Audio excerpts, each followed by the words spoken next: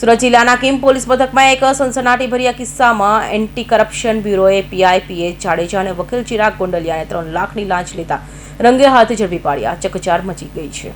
Surat ACB પાસેથી મળતી માહિતી મુજબ એક અઠવાડિયા પહેલા કિમ મુળદ રોડ પર આવેલા પામરવિલા ફાર્મ હાઉસમાં સુરતના એક એમ્બ્રોઇડરી વેપારી અને તેના મિત્રોને 3 અજાણ્યા શખ્સોએ નકલી પોલીસ બનીને અટકાવ્યા હતા.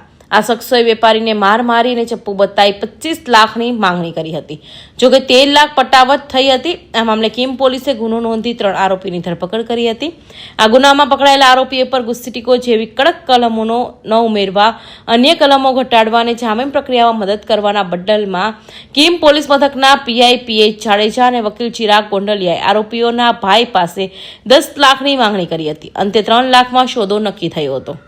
ગત રોજ અમદાવાદ શહેર એસીબી પોલીસ સ્ટેશનને ફરિયાદ મળેલી કે કિમ પોલીસ સ્ટેશનમાં એક હની ટ્રેપ અને ખોટી પોલીસની ઓળખ આપવા સંદર્ભનો ગુનો એક રજીસ્ટર થયેલો, જે અનુસંધાને ફરિયાદીના ભાઈ જેઓ પાસે કિમ પોલીસ સ્ટેશનના પોલીસ ઇન્સ્પેક્ટર પ્રવીણસિંહ જાડેજા તથા એક પ્રજાજન ચિરાગભાઈ ગાંડલિયા જે વ્યવસાય વકીલ છે તેઓ પાસે પ્રથમ 10 લાખ રૂપિયાની માગણી કરેલી અને રકઝકના અંતે 3 લાખ રૂપિયા નક્કી થયેલા, જે 3 લાખ રૂપિયાની લાંચ લેતા એ વકીલ તેમજ પીઆઈ જેઓની ધરપકડ કરેલી છે અને આગળની કાર્યવાહી હાથ ધરવામાં આવેલી છે.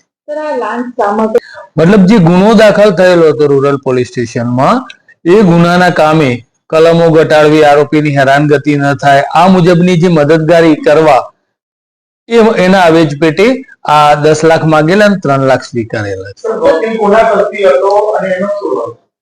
વકીલ એ મિડલમેન ની ભૂમિકામાં હતા અને એ પીઆઈ તરફે એમણે ટૂંકમાં જે રકમ નક્કી થઈ એમાં એમનો રોલ હતો. કેસ એક હની ટ્રેપ અને ખોટી પોલીસની ઓળખ આપવાનો એ ફરિયાદીને ભાઈ વિરુદ્ધમાં એવો આક્ષેપવાળો ગુનો દાખલ થયેલો હતો, એનો ગુનો.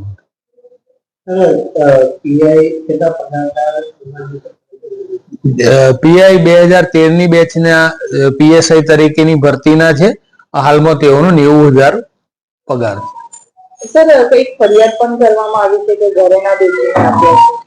હા, એવું અમારા તપાસમાં નથી આવ્યું હાલ સુધી, પણ જો એવું તપાસમાં આવશે તો એ મુદ્દો પણ અમે ધ્યાને લઈશું.